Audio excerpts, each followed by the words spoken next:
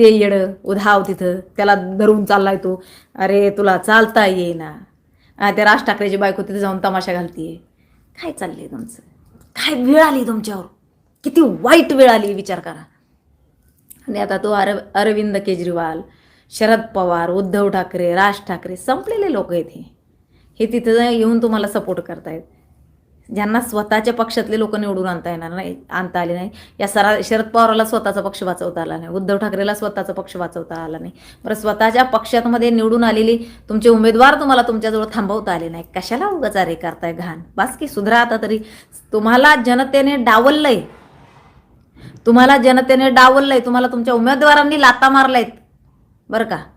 तुमच्या पार्श्वभागावर तुमचे निवडून आलेले उमेदवार तुमच्या चिन्हावर तुम्हाला लाता मारून गेलेत, तरी सुद्धा तुमची बुद्धी ठिकाणावर येईना. त्या संजय राऊतनी बरं का, मडके गाडगे तो एक बुडाचा लोटा कुठेही फेका त्याने, आणि त्या सुषमाबाईने मडक्या तोंडाचे दोघं पण, तिनं पण ते महाजन काका कोण होते बघा, पहिले मनसेमध्ये होते, त्यांनी सांगितलं होतं की ही बाई बुक्का लावून पक्ष संपवणारे हा संजय राऊत आणि सुषमा अंधारे. हे दोघं जण आहे ना त्या उद्धव ठाकरेला बुक्का लावून घरी बसवणार आहेत, आणि तेच केलं यांनी. अगदी आपल्या डोळ्यासमोर आहे. काय केलं? संपला ना पक्ष, संपवला. काहीच ठेवला नाहीये, काहीच नाही. औषधालाही ठेवला नाही.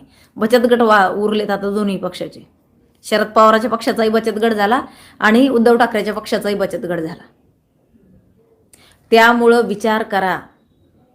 पुन्हा पुन्हा मी सांगते की जैशी करणी तैसी भरणी.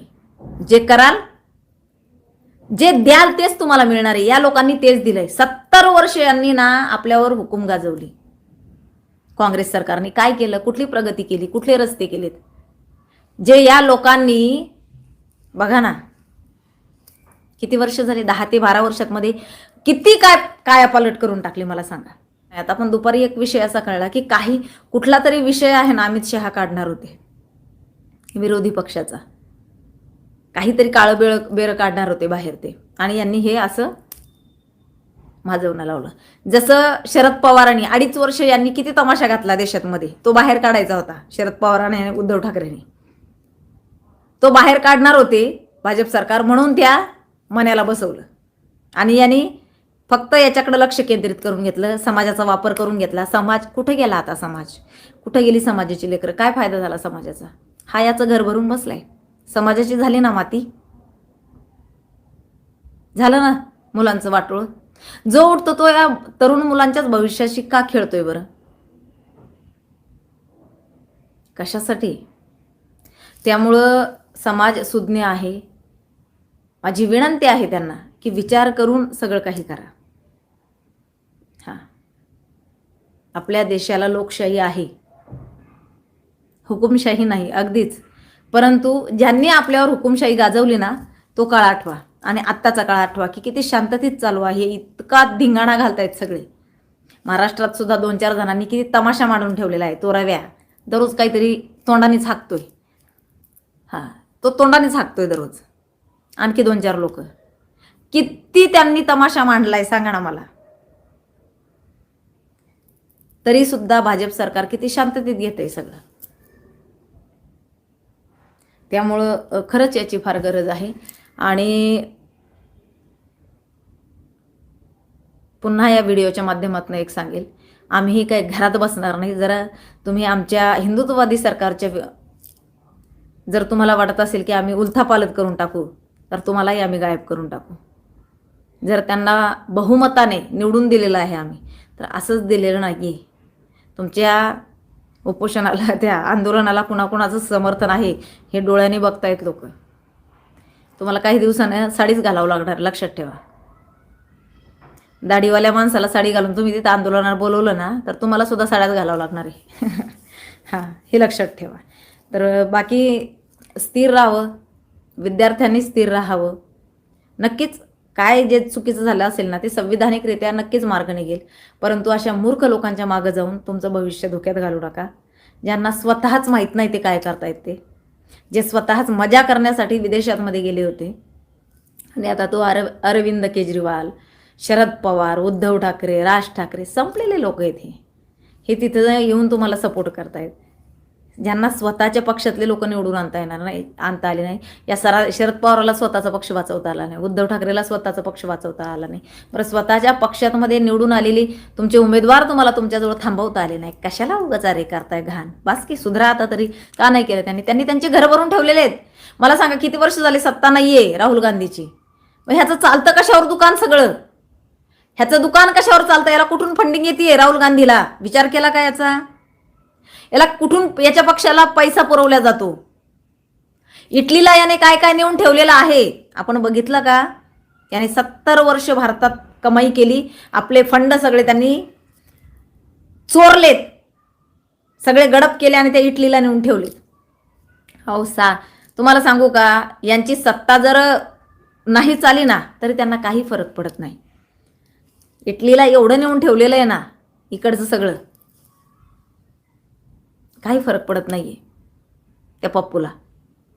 तो फक्त देश अस्थिर कसा होईल, इथं हल्ले कसे होतील, का नाही झाला सांगा ना. एकही हल्ला का नाही झाला?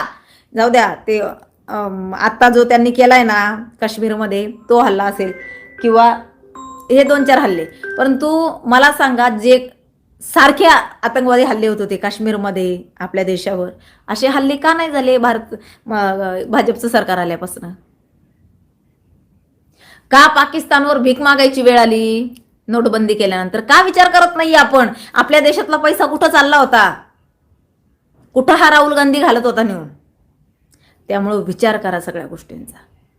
आणि हो, ही धमकी समजा, जर का तुम्ही आमच्या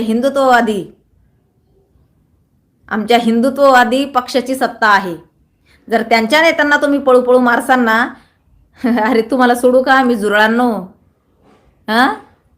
तुम्हाला सोडू का? आणि बाकी जे काय आहेत ना, एका मोदीची भीती म्हणून कुत्र्यांनी केली युती. तर अरे कुत्र्यांनो, तुमचं काम, कुत्र्यांचं काम काय असतं माहिती ना? गाडी चालली का की त्या कुत्र्याला वाटतं माझीच आहे, हे धुम पळतं त्या गाडी मागं, संबंधच नाही काय त्याचा. तशी यांची गत झालेली आहे. हे जे आहेत ना विरोधी पक्ष, कुत्र्यासारखी अवस्था करून ठेवली मोदींनी यांची, कुत्र्यासारखी, म्हणजे खायलाच भेटत नाही काहीच. तडफडून चाललेत, तडफडून. हजारो करोड रुपये यांनी यांच्या घशात घातलेत 70 वर्ष. आणि आता मात्र यांचं असं झालंय, यांना सूचना झालंय काही, त्यामुळं काही फरक पडणार नाही. सरकार हिंदुत्ववादी विचाराचं आहे आणि त्या हिंदुत्ववादी विचाराच्या सरकारचं रक्षण करणं हे आमचं आद्य कर्तव्य आहे, लक्षात ठेवा. आणि ते आम्ही करू. जर तुम्ही आमच्या हिंदुत्ववादी सरकाराला त्रास देत असाल तर आम्हीही रस्त्यावर उतरू बरं का. आम्हीही कमी नाही करणार आहे. वॉर्निंग समजाई ए झुरांनो बरं का. आणि त्या गोरगरिबांच्या लेकरांना नका मरायला लावू. भाड्याच्या फायद्यासाठी गोरगरिबांच्या लेकरांचा वापर नका करू रे भिकाऱ्यांनो. लाजा धरा जरा. तुम्ही देश अस्थिर करून ठेवलेला होता, जो स्थिर झालाय आता. पण तुम्हाला काय झालं, काहीतरी करून तुम्हाला दंगल घडवायची देशामध्ये. ते आतंकवादी नाही आहेत ना, मग तुम्ही देशातलेच आतंकवादी तयार करणार लावले मुलांना, त्यांच्या डोक्यात काहीतरी विष पेरून. पाकिस्तानचे आतंकवादी नाही येऊ शकत नाहीत आता. मोदींनी केलंच तसं सगळं कडक. पाकिस्तानचं हागणं मुतणं एका जागी करून ठेवलं मोदींनी. मग आता या देशातले जे हिरवे नाग आहेत का, साप, असे वळवळ करायला लागले. त्यांना कळना झालं काय करावं. मग आता हिरव्या नागांनी तिथं टोप्या घालून बघा किती तिथं जंतर मंतरवर, तर काही फरक पडणार नाहीये. फ्लॉप गेलेलं आहे तुमचं सगळं बरं का. एवढ्या गडबडीत शरद पवार तिथं, हा मन्याभाई तिथं, बकुळा अंतरावलीची, ते येडं उधाव तिथं, त्याला धरून चाललाय तो. अरे तुला चालता येईना. त्या राज ठाकरेची बायको तिथे जाऊन तमाशा घालतीये. काय चाललंय तुमचं? काय वेळ आली तुमच्यावर, किती वाईट वेळ आली. विचार करा. सत्तेसाठी काय काय करावं लागतं पण भेटाना झालं काहीच. तुम्हाला तुमचे मुलं निवडून आणता येणार. काय चाललंय तुम्ही देश चालवायला झालंय निघा. हे नसतं होत असं, चालत नसतं असं काय. ओके. बाकी देशातल्या लोकांनी लक्षात ठेवा. जय श्रीराम आणि हर हर महादेव. आता हिंदुत्ववादी विचाराचं सरकार आहे. बाकी तुम्ही कितीही तमाशा घातला तरी काही फरक पडणार नाही आम्हाला. अजिबात फरक पडणारच नाहीये. काय तमाशा घालायचा ना ते घाला, बाकी दिल्लीची पोलीस काय खतरनाकच येते. आता तुम्ही जर त्यांना हल्ले करसान त्यांच्यावर, ते कसे सोडतील ना, तुम्ही कसे हल्ले केले ना ते पण येत आहे ना समोर. त्यामुळे एकच नका दाखवू, मीडियावाल्यांनी पण सगळं दाखवा. अरे त्या महिलेला, न्यूज रिपोर्टरला काय किती घाण पद्धतीमध्ये तिला ओढलं, तिला काय काय अवस्था केली तिची, काय अवस्था केली तिची. ही तुमची संस्कृती आणि हे तुमचे संस्कार जे त्या मन्याच्या लोकांनी इथं केलंय ना 3 वर्ष, तेच तिथं बघायला भेटले. नीच लोक आहेत होय, नीच, भंगार, निजामी अवलादीच भंगार. परंतु ठीक आहे, हरकत नाही आहे. आम्हीही सतर्क आहोत, आम्ही सज्ज आहोत आमचा धर्म वाचवण्यासाठी आणि आमचा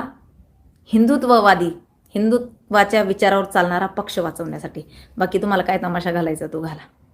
चला, जय श्रीराम, जय हिंद, जय हिंदू राष्ट्र.